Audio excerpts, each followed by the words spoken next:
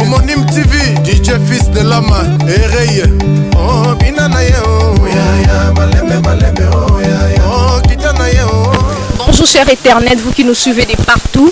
Rassurez-vous que vous êtes en direct en train de nous suivre dans des différents pays. Alors aujourd'hui nous sommes là bien sûr dans la commune de Gombe, dans la cimetière de la Gombe aussi pour prendre des images par rapport à ces journées du 1er août. C'est une journée dédiée à tous ces gens-là qui sont partis aussitôt, qui sont là au-delà, qui nous ont laissés dans cette terre des humains. Mais on ne va pas leur laisser passer comme ça. Nous sommes là toujours pour vous ramener les images pour tout ce qui se passe ici dans la ville démocratique du Congo. Et ici nous sommes précisément dans la commune de la Gombe. Nous sommes aussi dans la cimetière de Gombe. Prendre les images par rapport à tous ces gens-là qui nous ont laissés. Nous sommes là bien sûr devant la tombe de notre sœur qui était aussi une chanteuse ici dans notre pays qui est la RDC. Il a vraiment marqué son temps, il a vraiment fait pas mal de grandes choses dans notre pays. Il s'appelle le défunt Pongo Love. Nous sommes là vraiment devant sa tombe. Mais moi je me dis malheureusement on n'a pas trouvé les membres de la famille, on n'a trouvé personne, c'est vraiment vite. On se pose mille et une questions. Pourquoi? Est-ce qu'ils étaient là à temps? On ne trouve pas, on a trouvé personne. On se demande ils étaient là où ils vont venir après. On se pose mille et une questions, mais avec Peggy nous allons parcourir dans des différents temps, voir si réellement il y aura aussi des gens de l'autre côté là-bas. Là j'ai vu des gens de l'autre côté, je me demande si c'est la tombe de quelqu'un que nous connaissons, mais je me rassure que le nom est vraiment discret. Il y a pas mal des activités qui se passent. Il y a des gens qui sont là pour nettoyer leur tombe de pas mal de membres de leur famille. Et de l'autre côté, nous avons vu aussi, il y a des gens qui sont là en train de peindre, en train d'arranger. Mais dans des différents cimetières vers la nouvelle cité, on n'a pas vu les gens qui étaient là en train de nettoyer. Seulement que leur organisation, c'est vraiment à la hauteur. On a seulement vu les gens qui étaient là en train de déposer des jambes de fleurs, de participer avec les membres de la famille. Mais malheureusement, ici à la cimetière de la Gombe, on a vu les gens qui sont là en train de nettoyer, en train d'arranger. On se pose mille questions, pourquoi ils sont là en train de le faire? Est-ce que c'est mal organisé? Depuis qu'ils ont déjà et ya pe eleka. À la cimetière à Gombe, tout le monde pense à battre belé, bamsou bazo bongisa bazo nettoyer mbote papa. Boni. Tout le monde a esika ya mawame, eza makambo ya kapesi eleki. Est-ce que vous pouvez visiter ou soit aux membres ya bateau basala à la cimetière ya Gombe? Aïe, que visiter na tombe ya papa nana. Oui, na tombe ya papa na. Tu as vraiment l'air triste. En tout cas, ezaki papa na yo kombo na ena tokoki koyeba. Bamba Lumembela. Chibamba Lumene. Est-ce que ndongo yeba? Chibamba Lumene. Est-ce que oyeyo mokoto oza quand même na ba membre ya famille? Membre famille zoya. Vous avez un membre de la famille Zoya. Vous avez déposé germe de fleurs ou soit vous avez pour na kobongisa. Na pour na kobongisa pour des fleurs nyos. Tout le monde pense à l'organisation de la cimetière à Gombe. On dirait qu'il y a un mot par rapport à l'organisation de la cimetière à Gombe. Bon, selon le Béli à Moneli. Au cimetière ya Gombe, s'il faut préciser Peggy laptop, ils ont vraiment parmi les cimetières où ils ont au top. Ils ont place au bakunda ba oui mais to koki kokumi sango te poser likambu ya mawa, mais ils ont quand même là il y a des cimetières où ils ont quand même bien organisé. Tout le cimetière, il y a un métier qui fout une nouvelle cité, tout le monde organisation qui était vraiment super. Mais à tout le monde, ils ont vraiment la Gombe. Les acquis cimetière, Bakunda Bamikondi, pas mal de gens, je peux citer les noms. Bakunda Moko ya Batu, parmi les guerriers, Namboka Nabiso, colonel Sido, il est parti, il a vraiment participé à Namboka Nabiso par rapport à Bamambo et les cas Namboka Oyo. Donc Bakunda Batebe, tout le monde peut tomber, il y a Pongo Love, Batbaza vraiment tout le monde est sous tombe, il y a Papa Nabiso Michel Mobondo, Azala na carrière, il y a Kengo Adondo, depuis à l'époque du Zaïre, tout le monde peut tomber là, et ça Nabiso vraiment marrant. Et ça les cambiaments, mais tu retires la journée, les catés, tu repars pour pour Nako, le Bamakambo, les Kao. Un mot par rapport à Papa Watika qui dit Chibamba Lumene.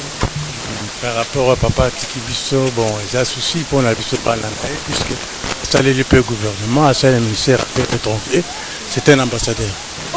C'est un ambassadeur, ça lui quand même n'a pas mal de Makambo Canabiso qui est cité. Zala qui na Libéria, bon, par rapport à la guerre à Libéria, les deux exils na Côte d'Ivoire et puis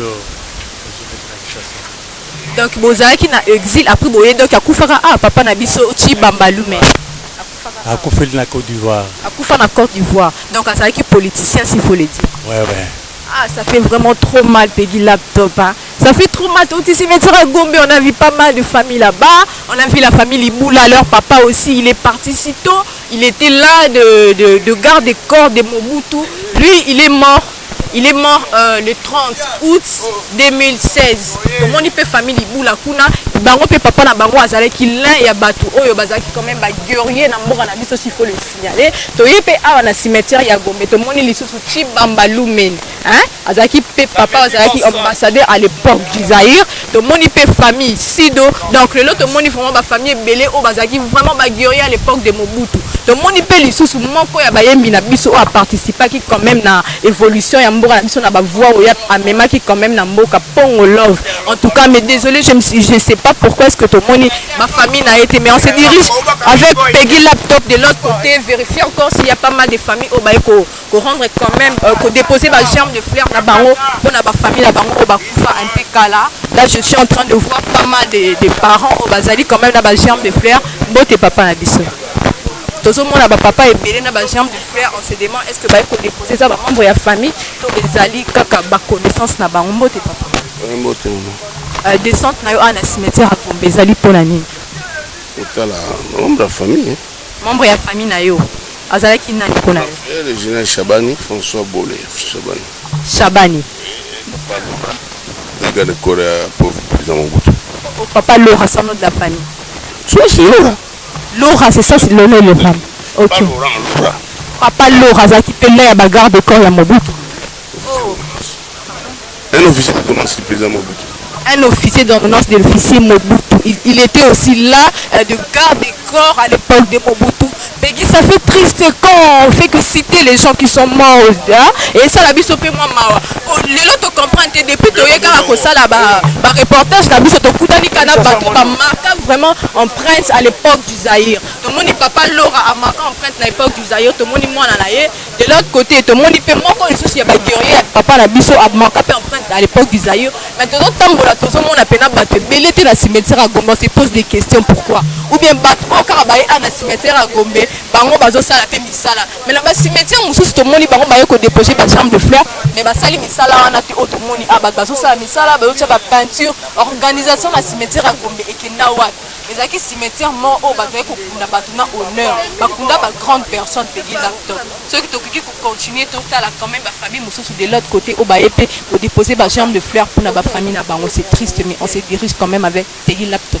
Peggy Laptop quand on a 4 émissions on a biso offrir face toujours à la cimetière à Gombe tout tu peux parcourir n'a pas mal il y a ba tombe il y a ba na moto dans la tombe il y a papa na biso Changa Robert mais na moni quand même bazo nettoyer yango bazo tia yango propre donc ça vraiment na famille na baza toujours na sima na ye ba kotika été jusqu'au bazo sambelela ye bazo nettoyer na moni pe maman na se na moni pe bana je me pose des questions eza bana na ye ba koko na ye de redécouvrir yango toujours na micro na biso ya vrai face avec Lidiane Liboula.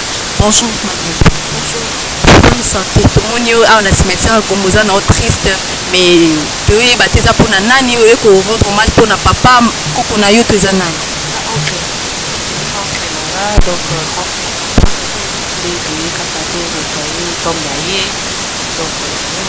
oncle na yo grand frère ya papa na yo mais to moni ba na ye propreté Chazawana tifana ye souci na yo ya mkolo ya lelo pona oncle na yo atiki yo na moni kolo boni ah bon azo manquer biso bon bani nzambe déjà c'est vrai qu'il benga ye donc bon ba regret za nango mais on fait avec kozaki pe na ba souvenir pona oncle na yo pesa na bato mosusu bazala na ba oncle te ah oui oui yes was bakamba kotanga donc faut vraiment kotanga pour na ebuchanga azaki vraiment na suivi na bino surtout pona ba étude c'est ça c'est vraiment blague donc faut tanga na pe mwana na ye o bango ba obenga ye maman ya biso aza na se namoni quand même sourire mais Peggy Laptop je me demande maman namoni mawa esila to aza na ye kaka bamama bazalaka trop na bonzambe nde bazalaka vraiment trop na bamawa te mpo bamama bayebaka nzambe bamikabaka plus bazalaka vraiment oyo wana te mpona kolelalela mama na biso tomoni oyo liboso ya tombe ya papa Robert Bouchanga oye kosala nini mokolo ya lelo ya le 1er août mawa ezali naloba mpe esengo parce que aza odula nzambe ayambi molimo na ye azalaki papa na biso toleli sikoyo tolela so te tokoma kosenga nde nzambe azwa molimo na ye esika azali epema na kimia mpo azalaki mpe moto ya kimia alingaki kimia c'est ce que tu peux dire azalaki vraiment papa na biso papa malamu papa moko asangisaki biso alingaki biso yango moto oza ebele ngai na baleki baza bana leki na ye na koko na ye mpe azali awa na baleki na ye bazali awa donc comme d'habitude le 1er août nyonso toyaka awa tozwi bato babongisi topo na ye tobongisi c'est un peu ça eza teka tozobongisa mpo ye aza na kati ya kolamuka susu awa toyebiki ya kolamuka susu te mais tolingi esika na ye ezala toujours propre en vue l'air azalaki na bomoi azalaki moto ya propre alingaki vraiment propriété yango ntina suka ya ntongo na ye olingaka mpe toujours ezalaka ya propre oza mwana na ye ya liboso ya mwasi to ozali na bayaya baza ebele me bayaya baza te baza awa te baza na déplacement mama mpe azali mais mama mpe aza en déplacement aza wapi susi na oyo ya mokolo ya lelo ezalaki vraimen ya koya le 1er août orate yango to ya kotala tombe ya papa na yo yango wana esengo na ye esengo na ngai yango wana nalingai korate jour ya lelo te ogarde quand même basouvenir oyo atikela yo tant que éducateur oyo azalaki naoki bakoko balobi azalaki bana na ye oyo babenga ye oncle azalaki vraiment éducateur mpona bango papa Bouchon est ce que ogarde quand même basouvenir mpona ye ebele baclasse soki olingi classe boyokana nde vraiment kote wana nde vraiment yango nde atikela biso classe kaka eloko mosu alobaki na biso te kaka botanga mpo bozala bien. Merci maman, vous êtes vraiment à féliciter. Tout le monde que vous avez vraiment famille moko soudée. Pour ma famille belé le lopé baé na bango té pegi laptop. Ba vanzi na bango na boy autant ba kombo ba famille, o ba papa na bango ba marka empreinte na mboka na biso. Mais to tambo na ba cimetière na bango to monité. Surtout bito tanga kombo et créer polémique na site na biso et surtout na cadre émission na biso vraie face. Mais na moni quand même papa Mopanzi, est-ce que papa pe aye kaka aza mwana ya papa Bouchanga Robert ou soit aza je sais pas papa ko ebisa biso ozotani pona papa Robert Bouchanga nazaleki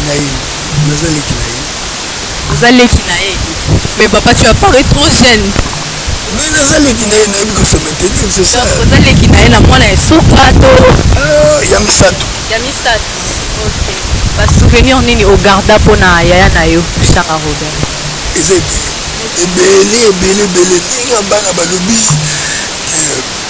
ya azolinga mingi fo moto otanga soki otangi te oza nul devant lui il faut étudier il faut être correct dans la vie être correct c'est ça soki akufi tolobaka ezala toujours na babonne souvenir mais bamauvais souvenir mpe ezalaka mais mingimingi basouvenir ya malamu soki eleki pegi nde yango wana tomonaka efamille eza malamu mais namoni awa na tombi ya papa na biso Bouchanga Robert baniese na ye baleki na ye na ya mobali balobi plus basouvenir ya malamu mpona papa na biso sûrement asalaki mosala na ye ya malamu encore une fois que son âme repose en paix papa Bouchanga Robert tomoni mpenzaki ozalaki wana yaya moko mpena encadreki baleki na ye na baniese na ye tomoni mpenza que baza vraiment na éducation po bafamille ebele na mokolo ya lelo pegi laptop basalaka na bango bamakambo oyo te cimetière ya Gombe ezalaki cimetière moko ezalaki kitoko makasi mais lelo tomoni eza vraiment bien te bato bango moko bazoya kobongisa baoyo mpe baza makasi ya kobongisa te baye te mais bafamille oyo baye kobongisa neti bafamille ya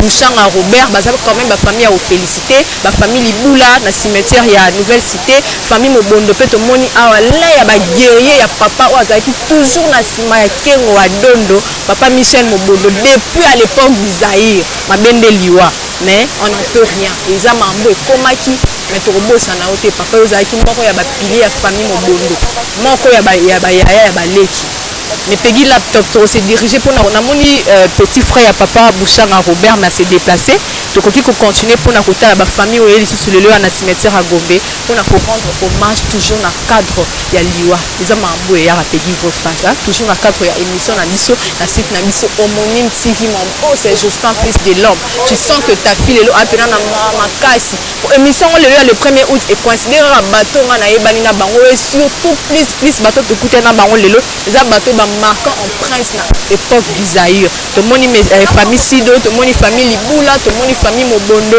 tomoni lisusu famille na biso ya Bouchanga Robert mais na tombe ya moko ya bavoix oyo esala quand même rage à l'époque du Zaïre ya Pongo Love tomoni moto te pegi laptop epesa makasi parce que famille na ye bazalaki te est-ce que famille na ye bayaki après biso mais soki ezalaki après biso toujours na cadre ya émission Vrai Face on va le découvrir toujours avec Peggy Laptop on se dirige mon boss Jospin fils de l'homme boss Jospin fils de l'homme il n'y a pas bien trois fois mon boss Jospin fils de l'homme Peggy Laptop toi on a biso kalikolo toujours na cadre ya Homonyme TV hein, votre émission Vrai Face n'oubliez pas de vous abonner sur votre chaîne Homonyme TV et non plus de partager vos différentes émissions c'est toujours dans le cadre de votre émission Vrai Face avec Glodiane Liboul à la média slim la fille du média toujours tambola toujours le 1er août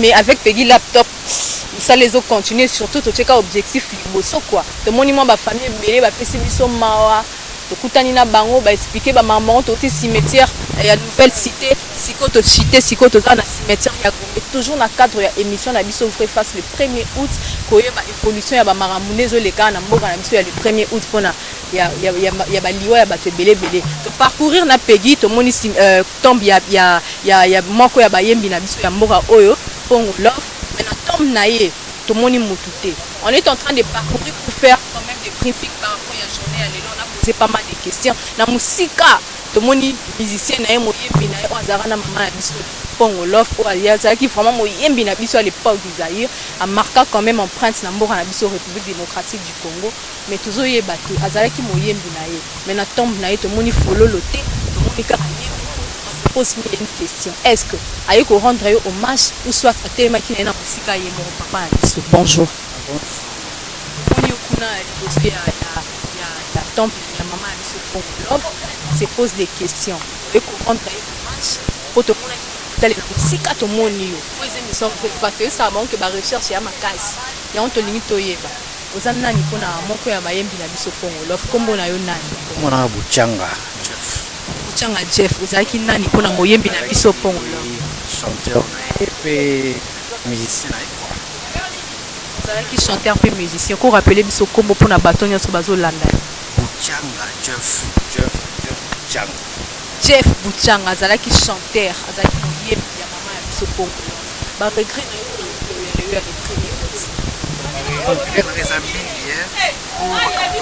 na yo le tobakisa kosala tosalaki yango te tosiseki yango te kobanda kaka kosala na biso mpenza tokomi na katikati ya kite biso esala biso mpasi mingi yango tolinga to relance eloko yango me mwa bapasi mwa makoki ezwami nanu te yango toza na kobongisa nanu to remonte na bana moko ya mike soki mwana ni akondima akoyemba mpe mwa quelques chansons toza kopréparer répertoire moko po mwana mpe akoyemba ata puisque 2 chansons na kati ya répertoire wana orchestre eza sous te mais tosali groupe moko ya sika na nkombo ya Pambelas yango tokoto relance na mwana na ye ayembela biso puisque 2 chansons na kati. Mais papa lelo le 1er août to mona na tombe awa yo moko mwana ya zawapi bon na akoya po toyaki ne lendi akoya tonga na ye na tali na ke na recueillir mpe na tomba des epopolowai walaki directeur artistique na biso azangisi kotala bango te parce que tala wana nayebi bato mpena tozotravaille na bango a cœur mpenza yango wana mpenza nakoza biso kotala bango te mais pesi ope lisusu mawa epesinga mawa parce que misala tokanaki kosala tosali yango te banzembo etikala ebele nani akoyemba wana tokozwa kosuti kwa mais papa tout le monde peut famille na été est-ce que baza famille moko déchiré tout baza famille non ba famille soudée mais tout le monde bakoya pona bakoya kaka bakoya na pourquoi pour biso tozala ki a depuis temps bakoya kaka lai bakoya sanga akoya azali auti voyage moke mais azongaki ayebisinga azali ape na projet fa ko Papa Bouchanga, ce que moi quand il y a banzembo na biso na mukolo ya lelo ya maman na biso Pongo Love ouvoi na cartonna vraiment à l'époque. Pour na ba nyonso bazali kolanda na Paris, na France, mon beau Jospin fils de l'homme na Londres. nzambe na ngai mon bon Jospin fils de l'homme mokola leza mokolo mawa mais ça ba comme mosusu ozotanga ngo mawa esili nango mon bon Jospin fils de l'homme moi nzembo moyo ko et faire rappeler biso moyembi na biso mama Pongo Love eza ebele eza ebele eza baniekese ezali bamonama exclusivité à l'amour banzembo eza ebele tellement yembela biso ka moko po Charlène silu pazolanda yo esilise ka moya le 1er août papa na biso toi la simete toi esika mawa toi esika ya mawa yango tolobi mais ça makambo eleka biso tanke bana ya nzambe tokoki kogarde mawa na mitema te po esika bazali baza esika ya malamu donc nzembo kaka mwa mokie kaka mona mayeyeyeye mona mayo elima mona mayeyeyeye mona maelima ya mai mona malakisa ngai epai bakotekaka bolingo bakangaki na sukulisi puta ekwai na ebale ekoki wana ezopesa biso mawa pegi laptop na mokolo ya lelo ya le 1er août totamboli quand même na batombe ebele mais tomoni tombe ya mama ya miso moyembi na biso voix ezalaki vraiment à l'époque du Zaïre ecartonnaki Pongo Love tomoni mpe moyembi na ye pembeni oyo azalaka vraiment na ye mais tomoni ye moko c'est-à-dire bolingo oyo azalaki na yango sila il faut kozala na bamisien boye na makambo na mboka na biso na bamakambo ebele tozosala il faut kozala na bato ya boye aza très traité ti suka leo tomoni famille na ye te mais tomoni musicien na ye na tombe na ye egi laptop bamakambo ya boye nulle part que dans vraie face merci papa musicien na biso ya mama Pongo Love merci.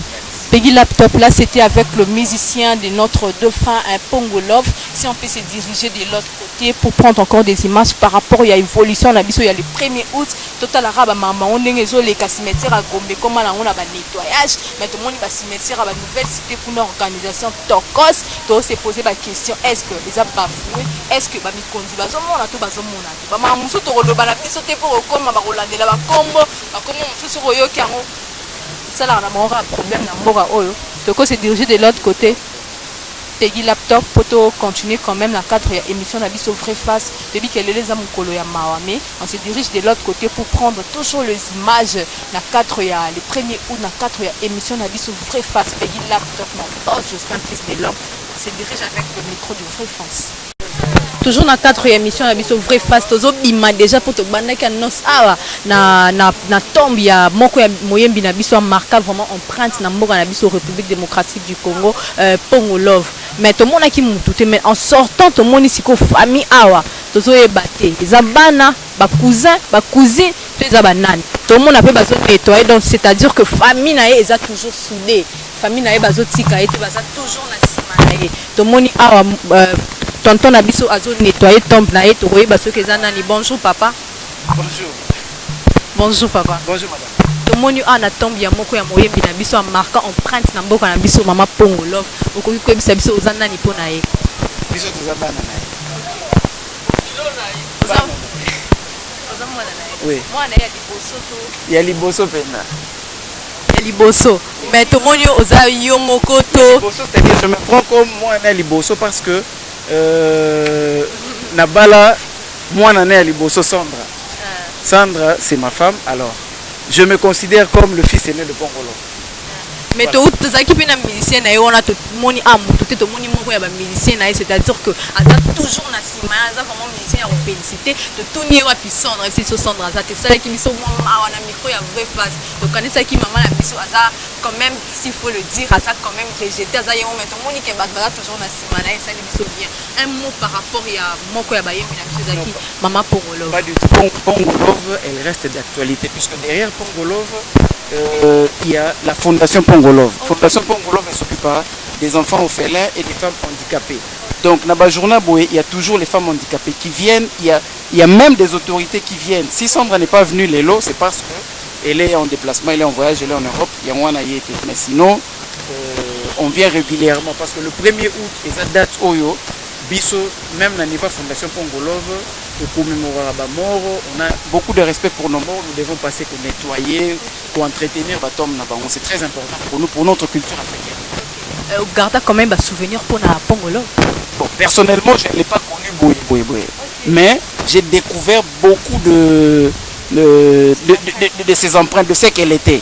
Et aujourd'hui, on a beaucoup utilisé de ça pour la fondation. Moi, empreinte, par rapport à Oyo, Garda Ponaï. Non, j'ai découvert beaucoup de choses. Par exemple, Tilelo, nous avons son passeport, ses habits au concert et tout. Ce sont des biens que j'ai pu avoir et garder avec moi que tu exposeras quand il le faut, le 8 mars et tout, dans ma date très importante. Pour la place Oyo lobby au Boussala pour na lobby orphelinat pour na aider sous bateau bazali quand même na handicap et ça quand même idée Oya zala ki nango ou bien binomo famille bo s'organiser pour na rosala yango RIA ya profiter za maloba o mo we pongo loba tikaka. Non, il y a beaucoup de son vivant à Bandel déjà au sein action il y a gens wana salango déjà na Côte d'Ivoire à petit concert mbongo wana a pesi yango pour na aider ba nécessité na ba centre pour le médiatique. Alors biso to keika na idée na wana déjà zalaki na honte essayer ko élargir en avec les enfants orphelins, les femmes handicapées puisque même ici elle soutenait beaucoup des handicapés. OK, c'est vraiment une famille à féliciter, la famille, tout le monde vraiment que famille il y a moyen mina biso pongolof, les famille moro vraiment ils a soudé. Mama loba o yemora sala ki ba œuvre o yemora bande ko sala dès son vivant, ya ko aider ba orphelin, ko aider ba pauvre, ko aider ba délaissé, ils a qui toujours idée na mais tout le monde que ça toujours continuer na prévenir moko ya membre ya famille na biso ba orphelinat ezali. Donc mama kamuna ils a toujours en marche na famille na.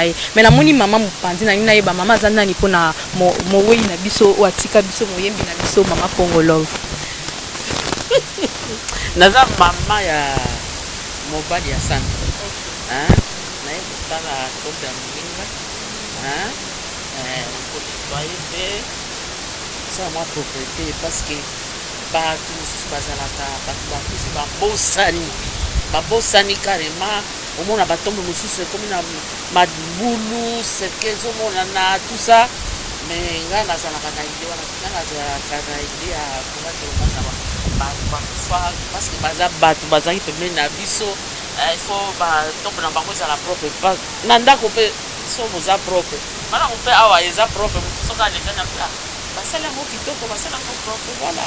Et surtout que ye mpe azalaki moko ya bato bazalaki na motema ya bolingo. Donc bolingo na ye yango tomoni olamu na ye ezolanda ye ti suka ya mama na biso aza pour défendre biso bamama en particulier biso bamama c'est vrai mama oyo bisika ye azali pembeni ya nzambe atia ye esika ya baangelu na ye mpo mama oyo liboso alakisa biso ke biso bamama to se prendre en charge na loyembo na ye femme commerçante wana nabosanaka yango te etushanga fortifia mpe bamama ebele mais mama tomoni petite fille na ye ata moko te elle est là à côté. Oh bonjour c'est toujours dans le cadre de votre émission Vraie Face bamama mwaboka na Vraie Face mon boss. Juste pas un fils de l'homme, on est ensemble, il n'y a pas de souci. Ah, ton moni petite fille, maman la biso atika biso pongo love, mais tozo yé mon a déjà pemeni. Bonjour. Bonjour. Tu es venu faire quoi? Je suis venue rendre visite à ma grand-mère et un peu nettoyer sa tombe, voir où on l'a enterré et tout. Mais je t'ai pas vu nettoyer, tu es juste là debout. Non, j'ai essayé mais j'ai pas pu. Mais je vais faire après. Tu vas faire après. Tu attends qu'on parte et puis tu vas nettoyer la tombe de ta grand-mère. Non, je vais nettoyer après. Donc tu connais l'une de ces chansons où tu as gardé tes souvenirs, bien sûr que tu étais encore trop petite, mais histoire il y a maman la biso pongolof, tu en connais quand même. Idée na moi qui est aux alentours.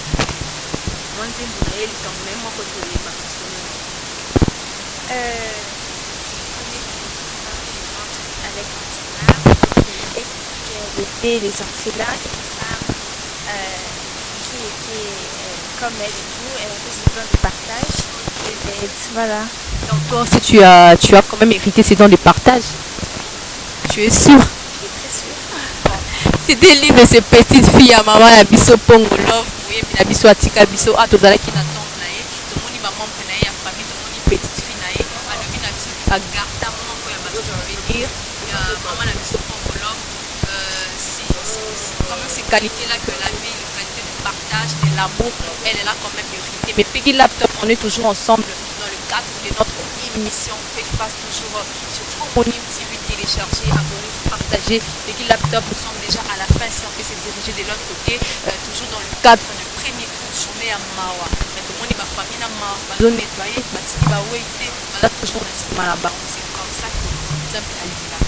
toujours ensemble malgré que batika biso bana nzambe banelaka avec Dieu tozala toujours ensemble malgré que batika biso et ba o bazali quand même na maloba ya nzambe bayebaka ete oleli tali pe sima ebi pe nzambe c'était toujours dans le cadre de votre émission préface d'honneur la camera Peggy Laptop si on peut se diriger libanda ya cimetière à Gombe komoni kokote ta mes photos landa banti libanda toyeba pourquoi est-ce que comment avec Peggy Laptop. Et voilà, c'est déjà la fin de votre émission Préface. On a quand même parcouru aujourd'hui cette date du 1er août. C'était une journée dédiée pour le mort. Journée à Batonion sur la petite Abisso Outakala. Nous allons qui voir dans la cimetière, la nouvelle cité. On a quand même vu pas mal de familles. La famille Liboula, le solide descente Nabisso à la cimetière, il y a Gombe. Pour ne pas trop dire comment est-ce que tout le monde y a mis ça là, ils ont vraiment un peu négligé dans la cimetière. Tout le monde histoire, ils ont ma casse.